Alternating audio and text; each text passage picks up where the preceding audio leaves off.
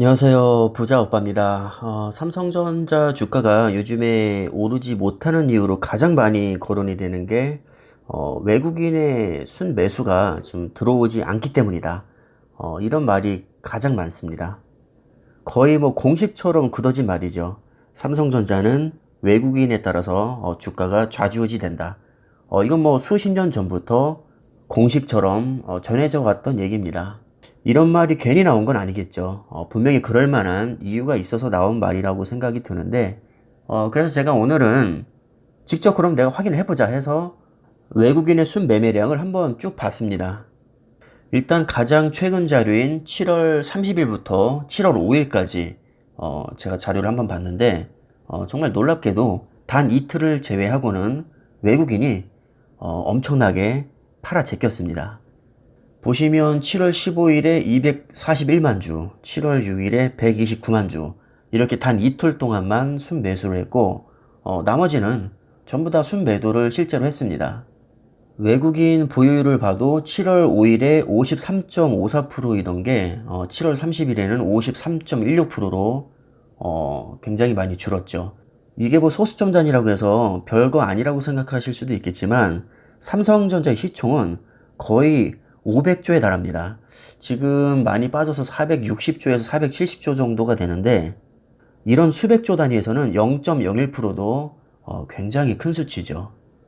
다음에는 7월 2일부터 6월 7일까지인데 역시 한눈에 봐도 순매도량이 훨씬 더 많습니다. 순매수를 한 날이 6월 28일 180만 주, 6월 16일 280만 주, 6월 15일 44만 주, 그리고 6월 10일과 6월 9일에도 각각 순매수를 했는데 그래 봐야 20일 중에 단 5일만 순매수를 한 겁니다.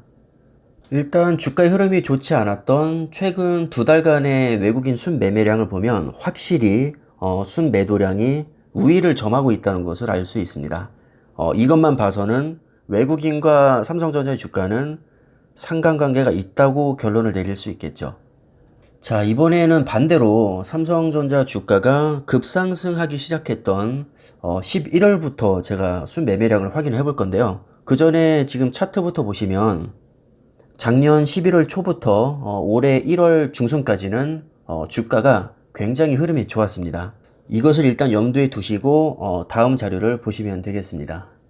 자, 이건 주가의 흐름이 상대적으로 좋았던 작년 10월 중순부터 11월 10일까지의 표인데요. 특히나 본격적으로 급등했던 11월 초부터 보면 단 이틀만 순매도를 했고 5일 동안을 순매수를 했죠. 그 순매수량도 상당합니다. 11월 5일 하루에만 거의 700만 주를 순매수했죠. 자, 그 다음에 바로 이어서 11월 11일부터 12월 8일까지를 보면 이때는 삼성전자 주가가 최근에 가장 잘 나갔던 시기입니다. 외국인 순매매량을 보면 정말 기가 막힙니다. 11월 11일에 755만 주, 12일에 416만 주, 13일에 928만 주, 16일 570만 주, 17일 144만 주. 엄청나게 순매수세를 이어가고 있죠. 그리고 나서 3일 동안 잠깐 매도를 하다가 다시 23일에 379만 주, 24일에는 210만 주를 순매수합니다. 이렇게 주가의 흐름이 좋았을 때는 매도를 하다가도 며칠 있다가 금방 또 돌아왔었거든요. 뭐 계산할 필요도 없이 그냥 얼핏 봐도 순매수량이 훨씬 더 많은 것을 알 수 있습니다. 이때 당시에는 외국인 보유율도 56% 밑으로 떨어진 적이 없습니다. 이렇게 잘 나가던 삼성전자 주식이 이제 1월 11일 기점으로 내리막길을 걷기 시작하는데 2월 5일까지 흐름을 보면 정말 눈에 띄게 매수량이 줄은 것을 알 수 있습니다. 외국인들이 이제 떠나기 시작했다는 거죠. 그래서 1월 11일부터 2월 5일까지 20일 동안 단 4일만 순매수를 했고 무려 16일간을 정말 겁나게 팔아치웠습니다. 2월 들어서는 외국인 지분율이 55% 밑으로 떨어지기 시작합니다. 물론 주가를 결정짓는 요인이 외국인에만 달려있는 것은 아닙니다. 이건 말이 되지 않죠. 적게 잡아도 뭐 수백 가지에서 마음만 먹으면 수천 가지, 수만 가지도 갖다 붙일 수 있습니다. 딸랑 이 표만 보고 외국인이 많이 팔았으니까 삼성전자 주가 빠진 거야. 이렇게 뭐 100% 단정 짓는 것은 사실 말이 되지 않지만 일단 오늘은 다른 요인을 다 배제하고 외국인의 흐름과 삼성전자 주가에만 좀 초점을 맞춰서 제가 한번 영상을 찍어봤습니다. 전적으로 외국인에 의해서 주가가 좌우된다고 단정 지을 수는 없겠지만 적어도 이 정도면 외국인과 삼성전자 주가는 상관관계가 어느 정도 있다고는 말할 수 있을 것 같습니다. 그렇다면 크게 두 가지 대응 방법을 생각해 볼 수 있을 텐데, 일단 제가 첫 번째로 생각해 본 것은, 일단 상관관계가 있으니까, 외국인만 따라다니면 돈 벌겠네? 이렇게 생각할 수 있겠죠. 지금 분위기라면 주가가 빠질 게 뻔한데, 뭐 미련하게 홀딩하거나 추가 매수할 필요가 있냐? 당분간 삼성전자 주가는 아무리 봐도 오를 것 같지 않으니까 다른 종목에 투자를 하거나 차라리 현금 보유량을 늘리면서 관망을 하자. 그리고 외국인이 들어올 때 같이 들어오자. 어차피 삼성전자에 투자할 거라면 뭐 굳이 떨어지는 칼날을 잡기보다는 이렇게 하는 게 낫지 않겠냐. 얼마든지 이렇게 생각을 할 수 있을 겁니다. 실제로 이런 식의 댓글이 많이 달리는 편입니다. 솔직히 말씀드리면 이게 뭐 틀린 말이라고 보긴 어렵습니다. 충분히 일리 있는 말이지만 그렇다고 해서 무조건 이게 정답이냐? 그렇지도 않습니다. 이런 논리라면 지금 매수하고 있는 사람은 전부 다 바보가 되거든요. 지금 삼성전자 주식을 사는 사람이 다 생각 없는 바보가 아닙니다. 주식은 기본적으로 싸게 사서 비싸게 팔아야 나에게 수익이 오는 구조입니다. 이런 관점에서 봤을 때는 지금 외국인이 팔고 있으니까 주가가 빠지는 것이고 주가가 빠지면 역발상으로 싸게 주춤할 수 있는 기회가 됩니다. 어차피 나는 지금 수익이 나도 당장 팔 생각이 없고 장기적으로 수량을 계속 늘려나갈 생각이라면 오히려 지금 같은 시기가 저가 매수 기회가 될 수 있는 겁니다. 이렇게 야금야금 주춤하다 보면 언젠가는 추세가 전환이 돼서 외국인이 돌아올 것이고 결국 주가는 길게 봤을 때 우상향 할 테니까 되돌아봤을 때는 지금처럼 외국인이 팔아치워서 주가가 빠질 때가 최적의 매수 타이밍이 될 수 있는 것이죠. 결국 주식에서 중요한 것은 수량과 최종 매도가입니다. 중간 과정은 사실 큰 의미가 없습니다. 아무리 초우량주라도 어차피 1년에 한두 번쯤은 뭐 20% 이상 굉장히 큰 하락장이 몇 번은 오게 마련이고 정말 길게 봤을 때는 이 반토막도 여러 번 납니다.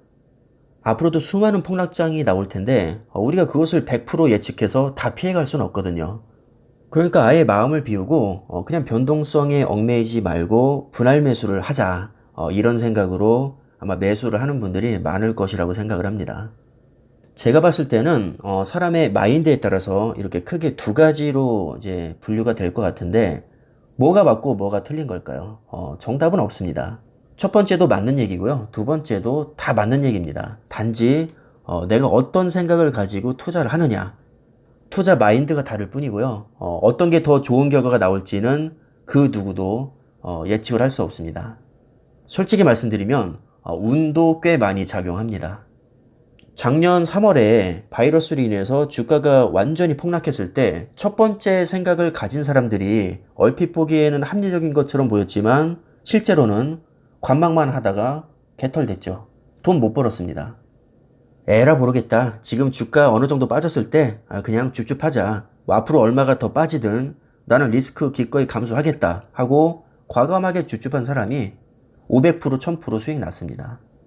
만약에 주가가 지금처럼 오르지 못하고 코스피가 900까지 폭락했다면 아마도 첫 번째 마인드를 가진 사람들이 결과적으로 더 좋은 선택이라는 평가를 받았을 겁니다. 자, 그렇다면 지금 타이밍에 삼성전자를 팔아야 될까요? 아니면 계속 모아야 될까요? 여기에 대한 답은 미래에서 타임머신을 타고 와서 누가 말해주지 않는 이상에는 사실 알 수가 없습니다. 결국 주식이라는 것은 불확실성에 대한 베팅이니까 내 판단이 얼마든지 틀릴 수 있다는 것을 우리는 감안하고 투자를 해야 됩니다. 그렇기 때문에 내 판단이 틀렸을 것에 대비해서 저는 가급적이면 좀 대출은 받지 마시라고 좀 말씀드리는 편이고 여윳돈으로만 하시는 게 정신건강에 좋긴 합니다. 그렇다고 대출이 무조건 안 좋냐? 당연히 아니죠. 세상에 100%는 없습니다. 작년 같은 경우는 대출받아서 무리하게 투자한 사람들이 승자였습니다. 결과적으로 돈을 많이 벌었을 테니까요. 이렇게 경우의 수를 따지고 들면 사실 한도 끝도 없기 때문에 아무리 뭐 주식 전문가라고 해도 이 답을 얘기해 줄 수 있는 사람은 아무도 없습니다. 요즘에 마켓 타이밍에 대해서 고민하시는 분들이 굉장히 많으신 것 같은데 댓글을 봐도 사실 그 분위기를 읽을 수가 있거든요. 근데 이건 사실 의미 없는 고민이고요. 마켓 타이밍 맞출 생각은 애초부터 안 하는 게 낫습니다. 마켓 타이밍을 맞추려고 하지 마시고요. 10년 후, 20년 후에도 지금보다 주가가 올라가 있을 만한 기업에 꾸준히 분할로 매수하시는 게 가장 성공 확률이 높은 방법이라고 생각을 합니다. 제가 개인적으로 생각할 때 삼성전자가 바로 그런 종목에 해당된다고 저는 생각을 하고 있고, 그런 마음가짐으로 지금도 계속해서 분할 매수를 하고 있는 겁니다. 제가 요즘에 댓글 보면서 드는 생각이 뭐냐면요. 와, 세상엔 정말 다양한 사람이 있구나. 이렇게 사람 생각이 다를 수 있구나. 이런 생각을 많이 합니다. 특히나 주가가 지지부진할 때는 비난의 댓글이 많은데 저처럼 장기 투자하시는 분들은 뭐 그런 말에 뭐 너무 신경 쓰실 필요가 없을 것 같고요. 어차피 내 돈으로 내가 투자하는 것이고 이익을 보면 내가 다 갖고 손해를 봐도 내가 다 감당해야 됩니다. 본인만의 확신이 있다면 남의 말에 뭐 그렇게 신경 쓸 필요가 없다고 생각이 듭니다. 주식시장에서 믿을 건 나 자신밖에 없습니다. 나 자신을 믿으시고 내 생각대로 진득하게 투자해 나가시면 뭐 좋은 결과 있을 것이고요. 결과가 나쁘더라도 최소한 남 탓은 하지 않을 겁니다. 성공 투자를 기원하면서 오늘 영상은 이쯤에서 마무리하겠습니다. 감사합니다.